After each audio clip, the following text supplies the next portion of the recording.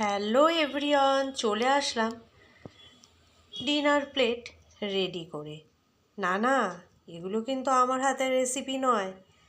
শীত প্রায় শেষের দিকে, তাই কাকিমা আবারও কড়াইশুঁটির কচুরি করেছেন, আর সাথে আছে গুঁড়ি আলুর দম। তো দেখুন কড়াইশুঁটির কচুরিগুলো কিভাবে ফুলকো ফুলকো হয়েছে। তো বুঝতেই পাচ্ছেন এত সুন্দর করে সাজিয়ে দিয়েছে। আমি আমার বন্ধুদের সাথে না শেয়ার করে কি করে থাকি? সব কিছুই তো বন্ধুদের সাথে শেয়ার করি, কি বন্ধুরা, তাই তো।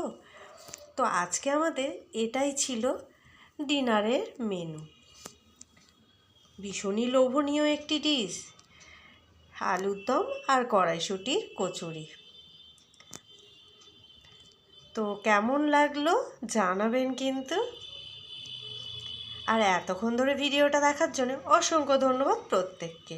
নেক্সট ভিডিওর সাথে খুব শিগগিরই দেখা হচ্ছে।